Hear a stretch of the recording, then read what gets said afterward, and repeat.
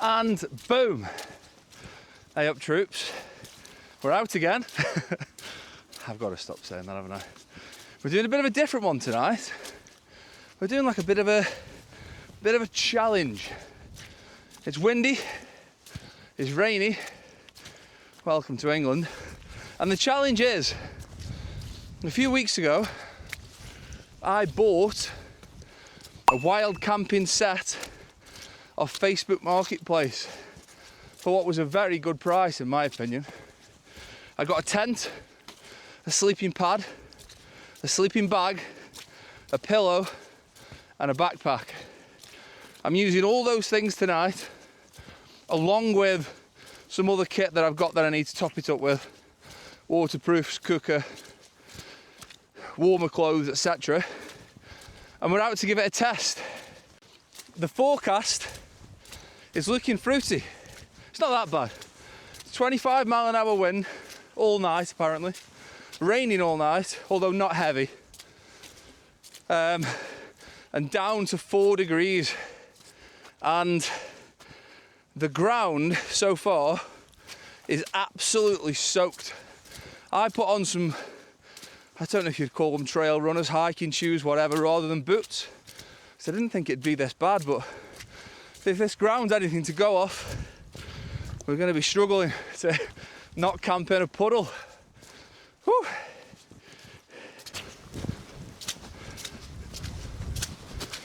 So we're going somewhere I've never been before, although, hey up, steady, it's probably the easiest trig point at any kind of elevation for me to get to from my house, and I've never been here. It's about a 20-minute drive away, and it sits between two larger hills that I have camped on before, and I could see one of them when we were coming in. It's now covered in cloud, but it's not a long walk. It's about 25 minutes, I think, a bit less maybe, from where we've left the car in a lay-by. And I don't think we can be a million miles away from getting up there, to be honest with you. The time is currently 3:34 and sun goes down at 3:50, so we've got 15 minutes before it starts getting dark. Wouldn't really be me going out for the weekend if I didn't leave it until the last minute, would it? Oh, one last thing. Oh, there's one more thing, sir. Oh, one other thing. One more thing. Where we're going is haunted, apparently. There's a bloke in the 18th century, a servant who murdered his master, who was hung not too far from here, I believe this is the story, and then brought up here, and his body was put in a gibbet or a gibbet, which is one of those things you see mostly in pirate films, which is like a sort of a metal cage that the body would sit in. You see generally in films seagulls like pecking their eyes out and stuff. So his body was up here on display for years. Apparently he still bowls around. So we'll see about that. So not a long walk at all, and the triggy's already in sight. Smash. So, not great scenery, as you can probably tell. Just got to find somewhere to throw up the tent now. Let me turn you around, sorry. I was hoping I could sort of chuck it alongside here, but don't look like there's a flat spot anywhere. That way's all lumpy. This is the path, but I think I can find a spot along here. It's dark in 10 minutes. There's no way anyone's coming up here in the dark, is there? Surely, ref. So there's the trig at the top there. Come down to this tree and there seems to be, oh excuse me, some well-trodden grass here that I think is an ideal spot to chuck a tent up. What do you reckon? I think that looks okay, you know. It's not a very big tent. I think we're, let me just tread it down. I always do this to see if there's any big lumps, which I don't think there is. I think that would be an ideal spot. So that's what we're going to do. We're going to chuck it up here. The rain's coming in a bit heavier now, so I wouldn't mind getting pitched up, just having a bit of shelter. I've never pitched the tent. I've never blown the sleeping pad up. So I don't know if the tent leaks. I don't know if the sleeping pad holds air. It's one of the reasons I've come here. A genuine 15, 20 minute walk back to the car, down a path, dead easy to do. Could do it in the dark with your phone light on. So that's why I've come up here, just in case it does all go tits up. If the tent fails in the winds and it leaks, then at least I can just go back down to my car dead easy. So with that being said, let's get pitched. So I've got no ground sheet for this tent. I'm just bringing everything as I bought it. And it's the Vango Zenith 100 one-man single arch tunnel tent. Kind of similar to what we had last week with the Scarp, but obviously a lot more of a sort of budget option. But I've used Vango when I started out. I've never had a problem with them. So fingers crossed you have the same experience with this bad boy as well. I don't know if there's guy lines on here already or what. I don't know what's going on with it. This is the first time I've had it out. It's really small compared to what I'm used to in terms of height and length. I'm 6'3", so I don't fit in small tents very well. But I thought I want to try it out, and if not, I'll just treat it as a bit of a bivvy. It's a big bivvy. It might be lovely, who knows? Let's get it up.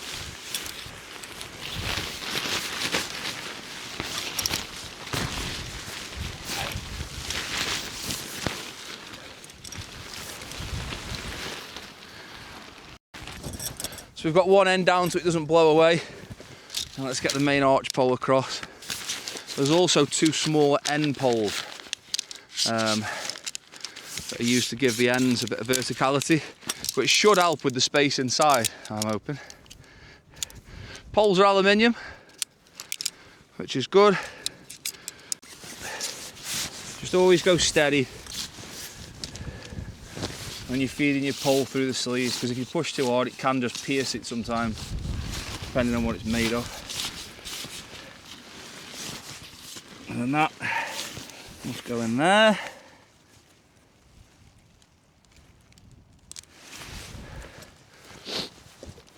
Ooh. And then this must go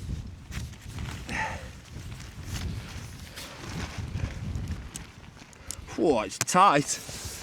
Okay, now we'll peg the other end out and then we'll do the middle poles. I don't know if this is the right order.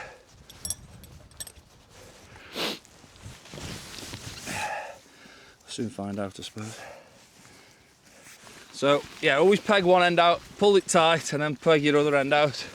Make sure it's taut. Given the rain, we want to make sure we get a tight pitch. Just struggling with the pegs a bit, it's super rocky.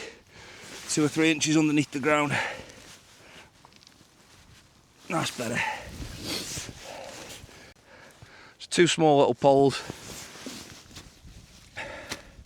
One goes in the eyelet here. Take it, the other one goes up here somewhere. Pull that over, hold that up and peg it out. Let's get these as long as we can. You can see it's taking shape a bit now. Pull that tight. Let's do the other end. So far so good. Awful ground to pitch on, but I don't think we've done a terrible job. I feel like those struts should be vertical and not angled, but it means I've been able to pull the back out a little bit further. Someone said to me the other day, well, on any of these videos, are you ever going to pitch a tent right? And you know what, fair point. The problem is, you're trying to pitch on that. Look at the state of the ground. It's like trying to pitch on the surface of the moon. So it's always tough, but I think I could do with these sides being a bit tighter. So I'll have a look at the tension around the middle. I don't think that's awful, but now we've got to do the thing that I was most apprehensive about doing this and seeing if we fit in and what the space is like inside. So let's have a do with that, shall we? Whew. Yeah, there is some tension and some adjustments in this pole, so let's have a look at doing that in a minute. Okay.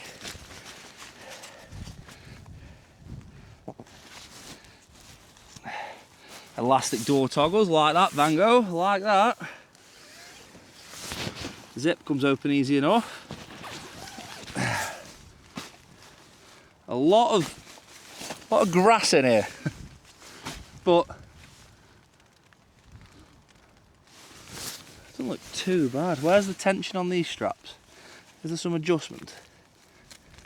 Okay, that pole comes out and it needs a peg in there, that's what it is. I just picked up my pegs. Woo! Let's give that a peg out. Just needs a peg to keep the pole as wide as it needs to go. And then it'll be the same on the other side, which will help with the that side panel that I mentioned's fluffy. Fluffy? It's floppy, saggy, whatever. Right, that's better. Let's just get this pad down so I don't have to kneel on the wet grass. Oh no, I didn't want that to come off.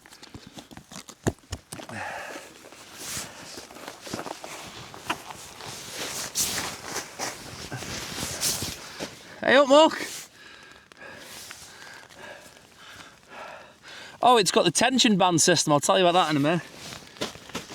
Right, so... yeah, it's small in here.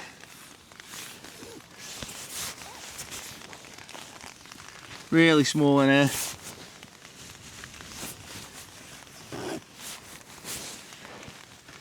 And I just need to make sure the ground sheet is waterproof, etc. And then let's get the rest of the stuff in, shall we?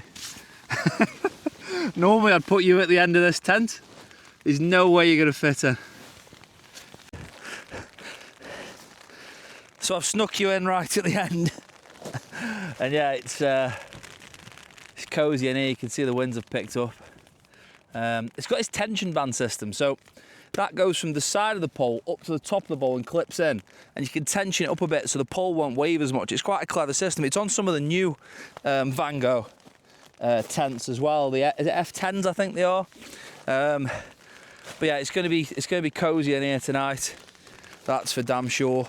It's still light, but I've had to put your light on because it's quite dark in here with this dark orange in it. My bag's soaked because I didn't have a waterproof cover with it. But let me show you what else we got in that bundle, right? So we got this tent. And what was the total cost? You've probably seen it on the thumbnail. 65 quid. So 65 quid for this tent, this sleeping pad, which is a self-inflating quetcher. Now, I am cheating a little bit because I have no idea what the R value of this is. So I brought me closed cell foam pad as well. So when I say I'm just using the sleeping kit and tent that was in that bundle, I've got to use this as well because I've no idea what that R value is. I could just be freezing cold. So I'm going to get that under my arse pretty quickly actually, because I can feel the cold under my bum. Oh, that was graceful. So yeah, sleeping pad, tent, pillow, like a Gallet self-inflating pillow. That's brand new apparently. But again, I don't know if that blows up. And then the sleeping bag, which I'll have to show you shortly because it's at the bottom of the bag. I need to get everything set up and dry really, because everything's a bit wet. Oh, I haven't brought my towel. I didn't bring my microfiber towel with me. But also this bag was in the bundle as well, which is a where's it gone? Is it on the lid? I think it's low alpine. Yeah, low alpine, 65 litre. Tell you what, it's bloody comfy. The only thing I'm missing is, you know, the elastic stretch pocket that's on the front of my other bags. I missed that for putting waterproofs in. Other than that, it packed up well and was comfy. Carrying it up, granted I carried it for 20 minutes, so let's not get too excited about that, but bob on. Slight issue. This is a joke. The self-inflating mat doesn't self-inflate.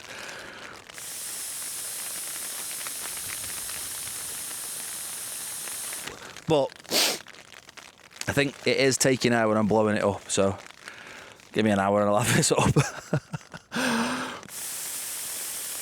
Took a bit of puff that. Although it is only, I knew this already, it's only 180 centimetres. I'm 193 centimetres, I think, so I'm going to have my feet hanging off the end a little bit. Or maybe put the pillow off the end and then it'll last. I don't know, I'll figure it out.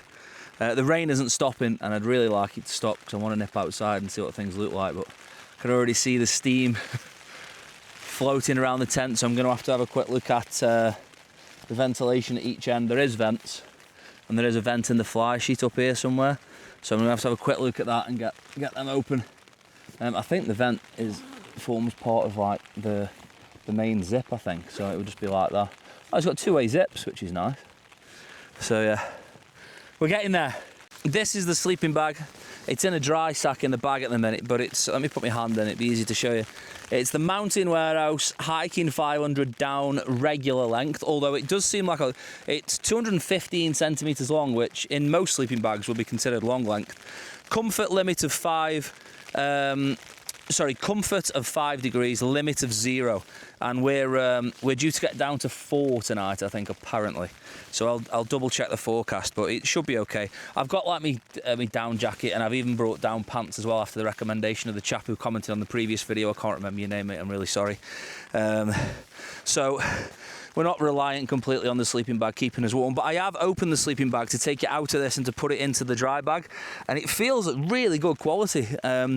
I'm really impressed by it. It felt good, and it lofted up really, really well as well. So, fingers crossed, it should be okay.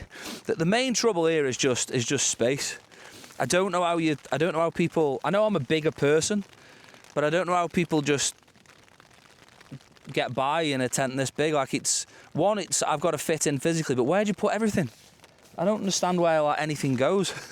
There's like a little bit of space behind me here, but not much. I just don't understand where you put anything. I need to get a bit more air in this mat, that's for sure. So just in the last of the light now, it's 20 past 4. The sun doesn't come up tomorrow until 8 o'clock. We're nearly at the longest day of the year, isn't it? I think it's the 21st of December. So yeah, we've got what, 16 hours in that tent now. It should be a good laugh. You can just make out the trig there, sitting at the top. And then over there to the west, I think is that way, you've got Congleton Cloud, or the Cloud. And over that way to the east is the Roaches and Hen Cloud. So we're between two clouds, so to speak, or two peaks named Cloud. I'm not really going to need to be out here again. It's pouring down. Don't really want my hat getting on. My hat's soaked. I haven't brought a spare hat. Could use my buff, I suppose. My trousers are soaked, and my thermal layer underneath will be wet because my trousers are wet. I brought waterproof trousers with me as well. What a drongo. Anyway, there's the palace for the evening. Absolutely palatial.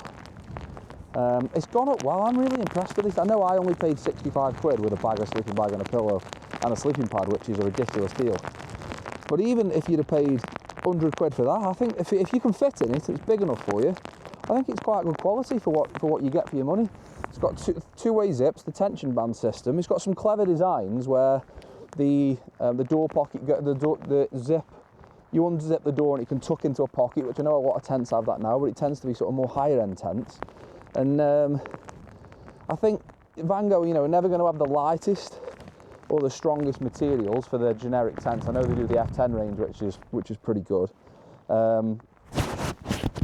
I've just realised my microphone's under my coat. Does that sound okay still? Hopefully. Yeah, Vango are never going to have the lightest or the strongest materials for their everyday tents, but they're designed to be affordable. But the design of them's good. Like, I think I'm impressed with that for what you get, for what you pay for as well. So, right, I'm going in, I'm taking all the wet stuff off. I'm going to get in the sleeping bag for half an hour, have a bit of a warm, because it is getting a little bit cold. Let's see where we go from there, I think. Oh, it's raining now. You better believe it. However, what I will say that I'm sort of pleasantly surprised about, the length of this tent is actually okay. So I'm really chuffed to bits with that. The little strut poles at each end really do well to keep it to give it some height at each end. And I actually think size-wise, for me sleeping here, I actually think I'm going to be okay. All my stuff is like all over the place, so I don't know you're meant to organise it, especially when it's wet and raining. I can feel this feels kind of warm with the closed cell foam pad underneath, so I don't think I'm too worried about that. The old green pad here. And my thermal trousers they're wet at the knees, but they're not too bad. If I stay in here for 20 minutes, they'll dry out with my own body heat coming through. The biggest concern is it's an absolute condensation station already. Now that isn't the fault of the tent, that's just the nature of the conditions. It's not particularly cold outside, it's like 4 degrees or something, and it's the rain obviously, and I'm wet, so there's moisture coming off me. But there's a two-way zip, so we can have a bit of a vent here, which I am doing at the top, although it's not massive. And this is that tension band system I was talking about. So that clips into the top there, and you can pull that tight, and then when you finish with it, you put it in that pocket. But it just gives a bit of rigidity across this pole. I think it feels solid. We have had a failure with the tent. These two zips, they're supposed to make a loop, but the plastic snapped. But we can forgive them that. I think I had a look at when this tent was released. Sorry, let me put you on the stand. I can't look into the light whilst I'm holding it. I think this tent was released in 2016, 17 is when I think this one was made. And then in 2018, 19, it became like a dark blue, black colour. So because this one's green, this one must be sort of 2016, 17, I think. Which for a tent that's could be best part of 10 years old. Let's see if it keeps us dry, and then I'm going to write a letter to Van Gogh and say, great work, lads. Let's just see if it keeps the water out. Again, though, I don't think you can expect it to keep too much water out for something that's 10 years old. Don't know how many times it's been used. Could have been used 500 times, could have been used once. But it's clean. And it seems like all the taped seams are still okay. So we're giving it a solid test tonight. Right, I'm going to chill out for a bit. Maybe put something on, have a lie down, get warm a little bit. Although I'm not particularly cold, actually. And yeah, just see what I can organise, dry out, and maybe get a bit of a better layout in here. Oh, shout out these, by the way. What are these? Obos. I bought these just like for everyday trekking around, and I put them on today because I was like, well, I'm only walking 20 minutes, it won't be that bad. It's absolutely pouring down outside, and these have not let a bit of water in. Really impressed with them. Right. I'm due a lie down. Oh, let's test the pillow. Oh, bloody lovely. It's honestly, oh, my shoulder is touching there a bit maybe, but in terms of size, it's not bad. I just want maybe if we had a vestibule both sides, it'd be a bit easier, a bit more space.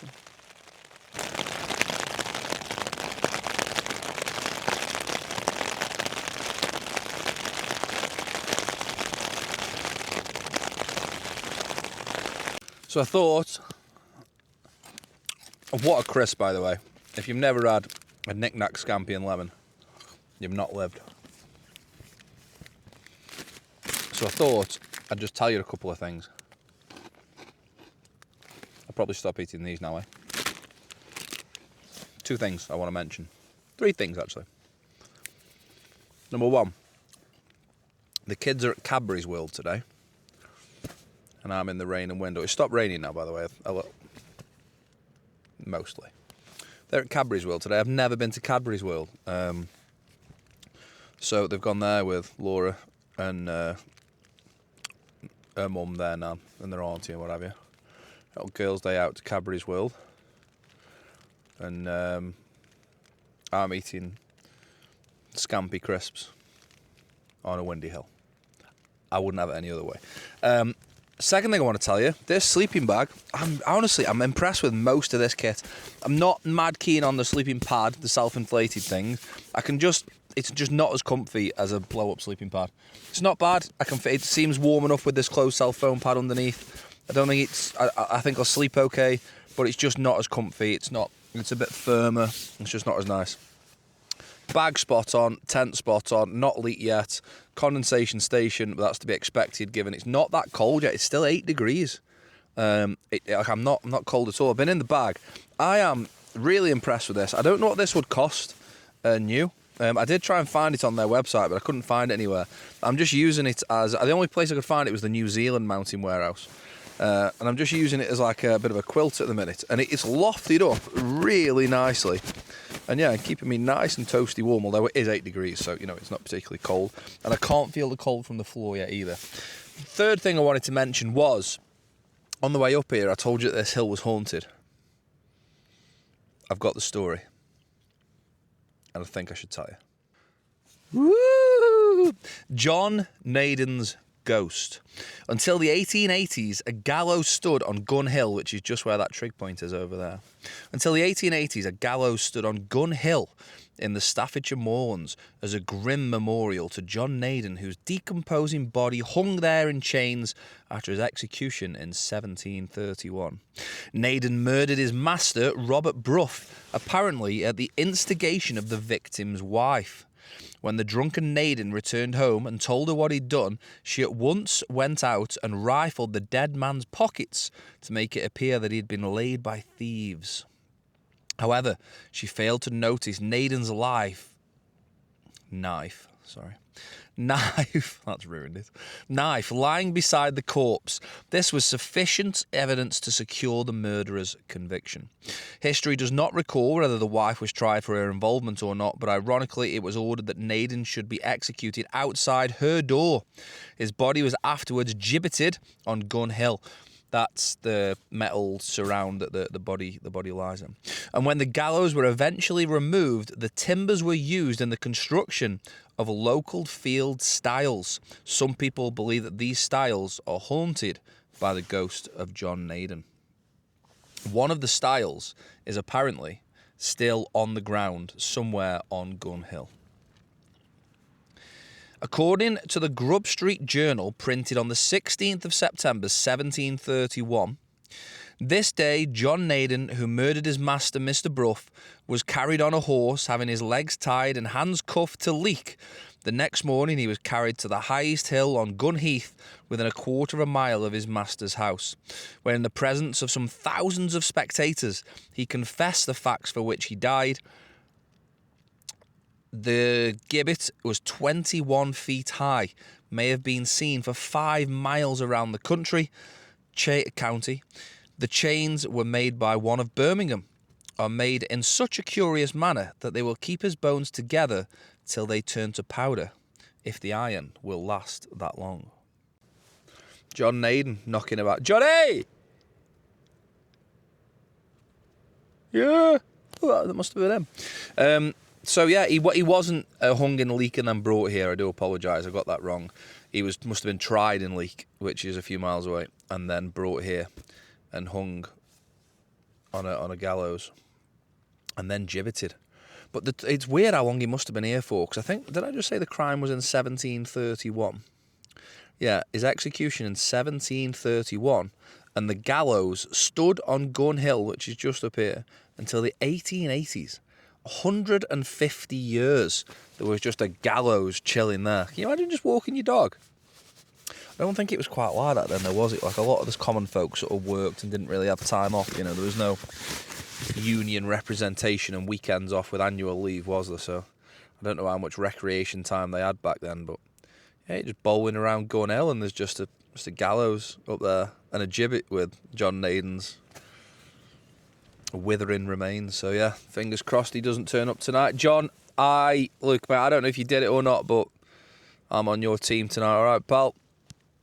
Yeah. All right, yeah, he seems sound enough. Just got out for a little leg stretch and a toilet break. The wind isn't too bad now and the rain's dropped off. It's barely even raining at all now. But it is going to get a bit fruitier later in terms of rain. There's more rain overnight than there was all day, and it rained most of the day. So I don't know. Is it going to get worse? I don't know. Tent's looking lovely though, with a little light on inside. It's got a really spooky sort of scene here where we've got the tent down there, and I don't think you can see it. Let me see if I can get the tree in.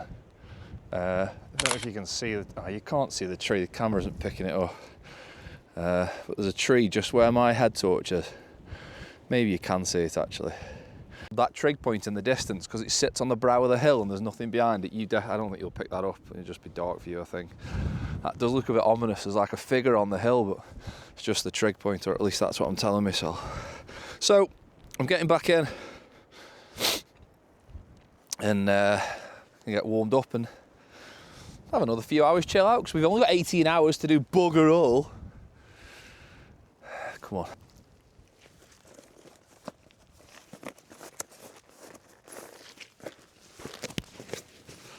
Oh.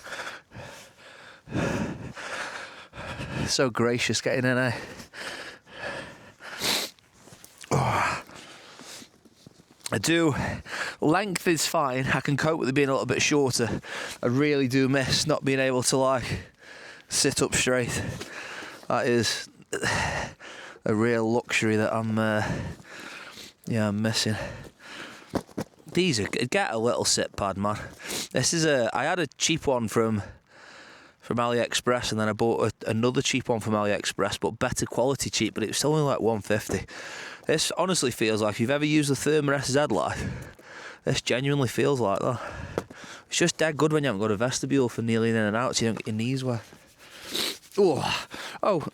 Not really a very important thing to talk about, but I went to the Mountain Outfitters in Northwich, coming back from Manchester on Tuesday, and they had these little Rab packing cubes. I think it was £5 or £6, and instead of using them like roll top dry bags, the rain's coming down a bit now, instead of using them roll top dry bags, they're way better, because you can, instead of like looking through the top and fishing around, you can just open the lid and everything's like just there for what you need.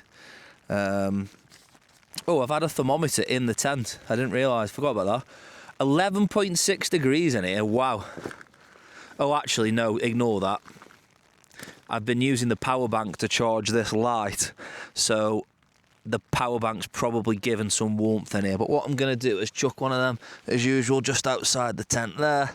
And I'll keep one inside the tent, and we'll have a look at what the temperature gets to. Currently, between 4 and 6, it can't make its mind up. So yeah, they're really handy. For £6, I think they're dead good. I got two. I got one for my electronics and one for cooking stuff. So now my stove, my cup, my knife, sponge, them little cloths that you wet are in there, lighter, etc. Ferro rod. I'm going to try and use one of these again, rather than using that igniter that was crap the other week. This thing, I mean, I look at it and it does create a spark, so I don't know why it doesn't work very well, but anyway. So yeah, that's a boring section of the video, isn't it? I went to a shop and bought some packing cubes, and I think they're good. People sat at home going, "Whoa, bloody hell, that's entertaining. Tell us more about foam mats and packing cubes. That's really interesting." Shut up, Andy, you boring bald fart. I was just about to say the rain's worn off, so it's time for some dinner, but it's just started again. But it's time for some dinner. I've got a new table. This is the one that I meant to order first time round from Optimus again. This is a lot easier to set up, because you just open it and go whoop out, which is obviously a lot easier than messing around with trying to get those feet on where you're trying to like latch them in place and stuff. It's a lot easier to do that, obviously. We've got a camp meal this evening. We're not doing any proper cooking or anything. I didn't really plan this very well, if I'm honest with you. As I said earlier, Laura and the kids are down at Cadbury's World, and I wasn't sure I could come camping tonight, because I didn't know if my sister could look after the dog, which thankfully she could. So it was a bit of a, not last minute, but it wasn't organised until late on, so I didn't plan any scran. I'm just going to have a camp meal, and of course, Candy with Andy, recommended by a new friend of the show, none other than a chap named Sean. Sean, who I met recently at an event in Munich, said he wanted to see Mawam pinballs versus fizzy fish. I've never had them before, and I couldn't get pinballs on their own, so I had to buy a Mawam mix. And in here there should be pinballs, so we can do it, Sean. We're doing fizzy fish v pinballs for Candy with Andy, and then I've got some extra for Bit of pudding. And then we've also got a can of Tizer. When was the last time you saw that? So, yeah. Oh, and the main event is... I've not had this one before. Let's just give it a little scrunch. It's a Wayfarer one, which are way better than the dehydrated ones, in my humble opinion. It's black bean, chicken and rice. So what we'll do is we'll... how long does this need? It's about 8 minutes in boiling water. Eating instructions. Maybe eating hot or cold. I'm never going to do that. Alternatively, boil 7-8 minutes. Okay, cool. So I need some water in the pot.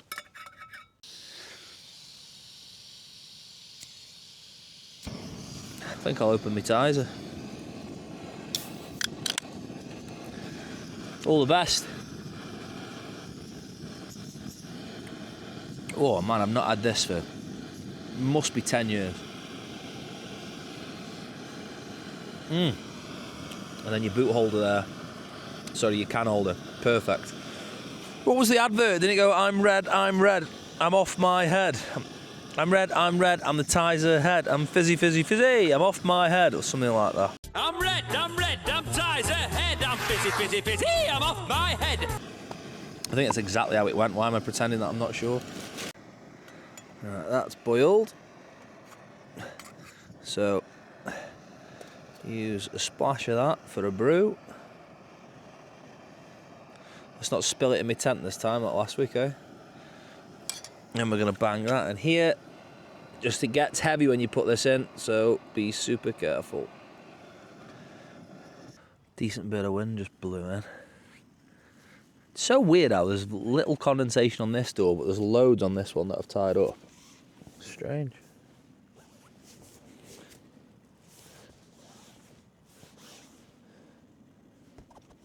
Bearded well on the outside as well.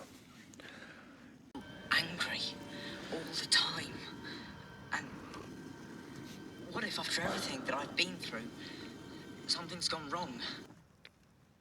I think that should just about do it. Before you put your gas can back in your titanium pot, wrap the bottom of it in a little bit of tissue, because that's all condensated now. Got condensation on. Put a bit of tissue underneath it, just a bit of kitchen roll tied up in 4. And the reason your pot goes rusty is because this metal's wet and it's touching the titanium pot. So just slot that in there, and then it's a little barrier between the two. It'll put that on there, fold you up. You go in there, you go in there, job done. Not had this one before, so this is an exciting time. Oh, it's pungent. What is it again? Black bean, chicken and rice. Let's have a go. Let's give it a smudge. Oh, it smells good. I've never been let down by one of these yet either, so here we go. It's a bit stodgy, but that could be a good thing.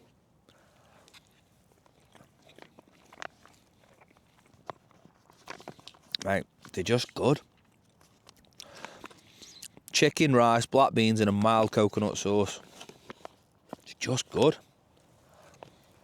It's tasty. It's easy because it's in its own pot essentially. Right. I'll scram this. We'll have a look at these fizzy fish, shall we, Sean? That was absolutely world class, genuinely. Shout out the Wayfarer chicken, was it?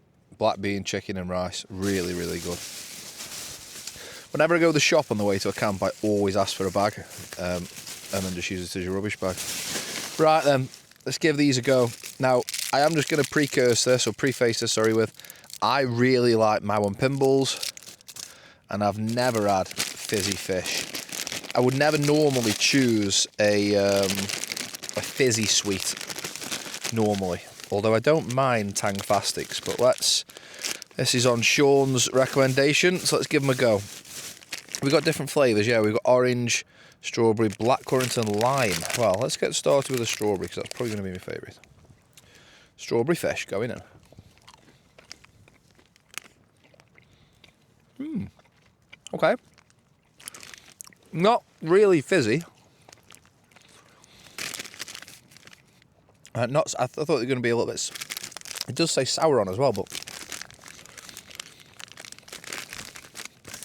Not sour at all, really.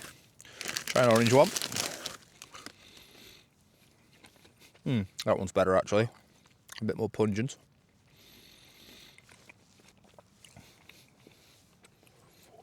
Yeah. Nice. Very tang-fastics, aren't they? But I know these are good. I've had these many a time. Oh. We've talked about this before. Suffering with the fact that it's cold. I normally get softer than this.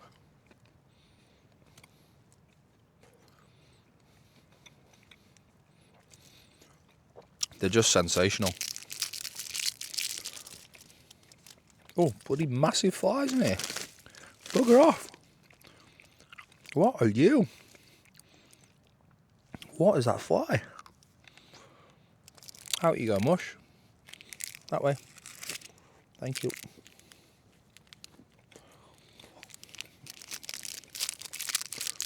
You're back.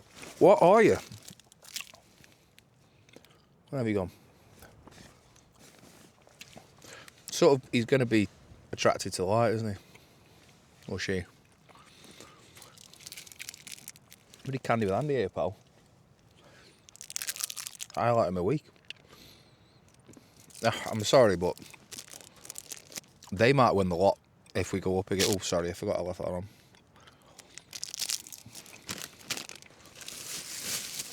There's some really tough weeks in Candy with Andy for other sweets where it sort of doesn't matter what you bring to the table when pinballs are on there, because they are that good. I think I would confidently put them top 5 now. The only downside to pinballs is you can't just buy like a nice sized bag of them. You either have to buy them like this, which is not quite enough, or you have to buy a big bag of them, which is too much. I want like a Malteser sized bag of pinballs. That would be ideal. Haribo, if you're listening. Not Haribo, sorry, Mawam, if you're listening. Yeah, good. Pinballs win it, I'm sorry. Fizzy fish, though. Nice. I will partake in a few of those watching the end of Harry Potter. If I ever get to the end of it.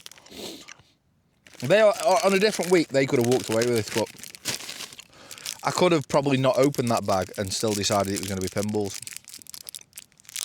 Even the coal ones are good. Yeah, sorry. Fizzy Fish, you've been an excellent competitor. And I will enjoy you. But pinball sits on top easy. Right. That sort of concludes the night's festivities, really. It's 8:20. I've got a full tummy. I'm warm. Well, I'm not right now because the door's open. I've got no cover on, but I am just going to untwist the leg on my boxers there. There we go. I'll leave that in the video. So yeah, I'm going to go for a quick wee. I'll probably just bed down, get tucked up and watch a film, finish Harry Potter and try and get to bed for, I don't know, 10:30 or something. Wake up about 7:30 and watch the sun come up. I'm really happy with the way things are going in terms of the camp, using this other kit and using kit I would never normally use, and I'm happy I have. So I think it's opened my eyes to going, you know what, you don't have to camp on Kinder Scout in a solo every week. You can just come here, which is a 20-minute drive away, a 15-minute walk in a 60 quid tent that you got in a bundle with other things, and I'm still having a great time. I'm having no worse time now than I was last week when I was using however many hundreds of quids worth of kit. So that's some food for thought, isn't it? Now, it is nice to have like those sort of summit extreme views, but it's also nice just to be outside in the elements, and you don't have to spend hundreds to do that, as I said earlier on. Right, getting bedded down. I'll hopefully see you in the morning, unless, what's his name, John Naden turns up. Johnny! Yeah? Oh my God, he's here. Right, good night.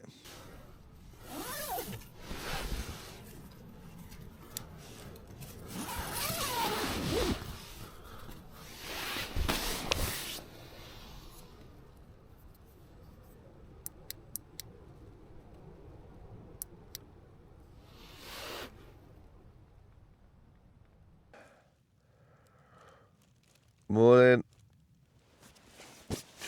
Hiya.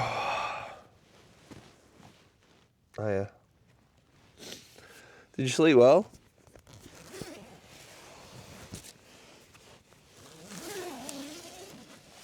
Me?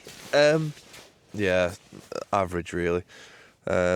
Struggled a bit on this mat. I don't think it helped that it's slanted like sideways. So when I roll on the side, it feels like I'm forced to go that way. But I mean, it was comfy enough once I was asleep. It's just, I think I'm used to like blow up sleeping pads that are not the self-inflating type. They're a lot more comfortable. So once I was asleep, I was okay.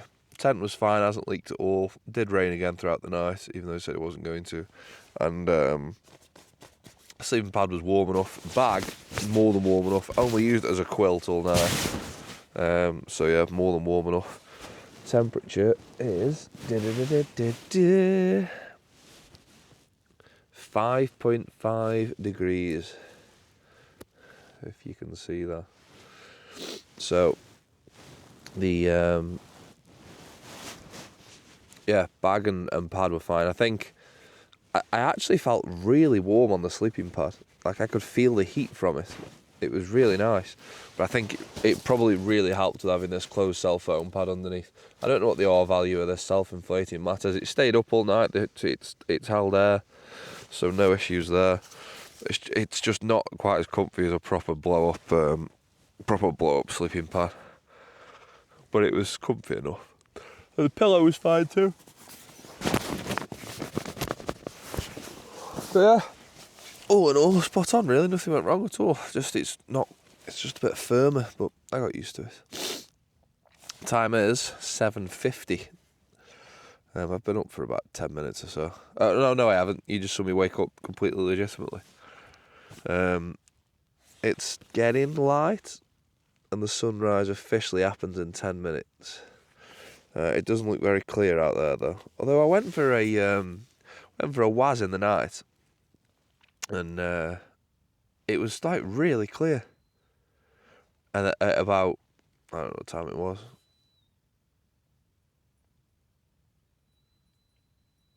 Can hear a dog.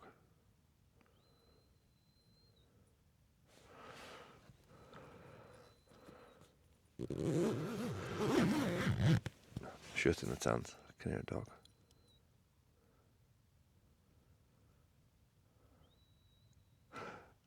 There's a dog outside the tent. There's a bloke blowing a whistle. Go on, Poppy. Go on, Poppy.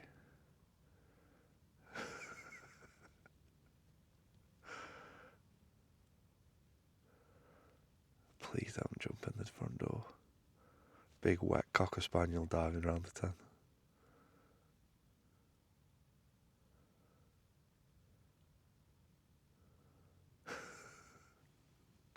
Oh, I tell you what, I'm a lot less flexible than I was last night. I can't really fit in it very well this morning. I need to warm up a little bit and become a little bit more supple. Trousers are on, they're absolutely soaking wet still. And my shoes have got damp overnight, but we haven't got far to walk, so it's not the end of the world. It's just a bit cold at the minute with them being wet. So the sun is due to rise in 1 minute. I've come up to the trig point just to see the view. And it is a lot better. So that over there, that's hen cloud. And that ridge you can see is the Roaches. We've camped on there a few times, and in there is Lud's Church. Yeah, that's hen cloud, and then that's over to the east, obviously where the sun's coming up. This way That's a Congleton cloud. That's over to the west, and you can just make that out. That's covered in cloud at the minute. You can see where our tent was. Blended in really well, actually. That's Shutlinslow. We've camped on there before as well. I think that was my second ever video. And then just to the right of that is Shining Tor, which was my first ever video where I had to bail out. We have been up and camped on there 2 or 3 times again since. So yeah, the views this morning are actually not bad at all, are they? You can sort of make out what's going on around the place. Absolutely lovely morning. And when that sun comes up over that direction towards the Roaches, hopefully should burn away a bit more of that cloud maybe. But I think we'll just get packed up, head back down to the car, go somewhere for a coffee on the way home, and enjoy Sunday, wait for the kids to get back from Cadbury's World and see what that was all about.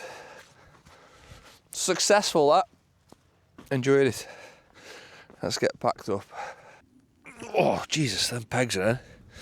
Hey, I tell you what, I just thought, Johnny Naden never turned up, did he? Coward. No, actually, I really appreciate it, John, if you're listening. Not bothering me last night.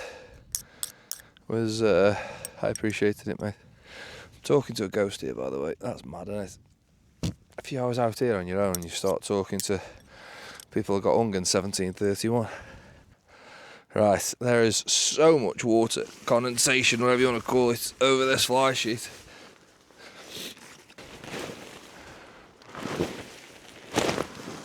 Woo!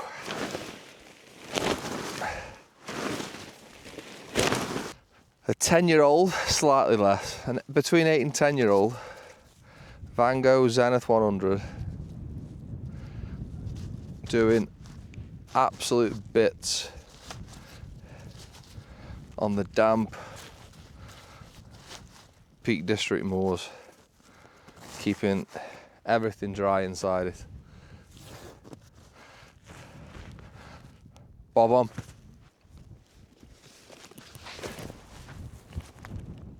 One last quick check. Looks good. Leaving out but flattened grass, baby. Well, since we went up to the trig point this morning and I said, oh, you can just see the sun coming up. Hopefully the sun will burn a bit away of that cloud. Burn a bit away of that cloud. Burn away a bit of that cloud. It's done quite the opposite, actually. It's now just incredibly gloomy and we're in the clouds, basically. Bit like last week, I suppose. Yeah, so as I was saying, over there's Hen Cloud. Over there's the Congleton Cloud. Really good views of them this morning. Oh, I was really hoping it'd clear up. Well, we haven't got far to walk this morning, so I'm not gonna, it's just one path. There's very, very little scenery. So I'm not gonna do the usual sort of walk home that I normally do. And I'm just gonna sort of end it here, but quickly talk about what I thought overall again. I know I've said it a few times, but dead impressed with the more entry-level budget kit. Tent especially, bag especially, sleeping bag especially, sleeping pad, warm with my close cell foam pad, but nowhere near as comfy as a proper sleeping pad. Although I was thinking, just as I was packing the tent away, I don't know if one of my sleeping pads would have fit in that tent, because my sleeping pads are quite wide and the tent narrows off at the end, so I don't even know if they would have fitted in. So may have been a bit of a blessing in disguise that I had that. So yeah, in short, you can use old second-hand gear and go wild camping even when the weather isn't favourable and it's December. Now granted, it only went down to 6 degrees last night. Was it 5.5 when we woke up? So, you know, not mad cold, well within the comfort range of the sleeping bag. No idea what the R value of that pad was, but yeah, sleeping bag just felt really well built. The outer material of the bag is a bit thicker than I think you'd get on more expensive bags, so it probably doesn't pack down quite as small. But I thought that felt like a bit more robust. Well, now, don't get me wrong, I don't think it's going to be very often you'll find a sleeping bag, sleeping pad, rucksack tent deal for 60 quid. Obviously I looked out a little bit there, but there are definite deals to be had on second-hand Van Gogh tents and on brands like Mountain Warehouse sleeping bags and whatnot. So do keep an eye out, and don't think, as I said last night, that you've got to go up to Kinder Scout with a Hilleberg solo to have a good time spending a night outdoors, because you don't. And I've evidenced that last night, hopefully. So, John didn't turn up. Fanny! Imagine there was a bloke behind me just as I did that. Imagine John's behind me just as I did that shit. So yeah, he didn't show up, thankfully. I am keeping my eyes out for these stiles which were made from the gallows, but from memory from coming up, there was only one stile I went through down at the bottom, like near the road. So they must be if you come over from the other side. Right, thank you as always for getting involved with the channel. You might notice we had 1,000 subscribers last week, so we're now partnered on YouTube, nearly went over there. So if everyone watches this video, I'm going to put my notice in at work and retire on the 6 quid this might make. I only started making videos earlier this year, start of this year, and I had a look at the stats. I think we've done 27 videos before this one, and we've hit 1,000 subscribers, so thank you to every single one of you. Super grateful. And it helps me as well because it gives me a reason to go out. Remember what I was talking about last video, where I sometimes look for every excuse to not go out? Well, this channel adds a bit of accountability. So when I'm telling people during the week, oh, I'm going camping at the weekend, really looking forward to it, can't wait. And then I say, oh, I'm making a video, yes, you'll see a video next weekend. And then Saturday morning rolls around and I'm like, oh, don't fancy it now, all of a sudden, like I talked about last week. Well, I've told people a video's coming, and there's a bit of accountability there for me, where I'm not saying people are refreshing YouTube going, where's that video? But I don't like saying I'm going to do something and then not doing it, so it helps me as well. So yeah, thank you very much. Super grateful. And let's do a few more. I'll see you on the next one. Thanks for watching. All the very best. Cheers.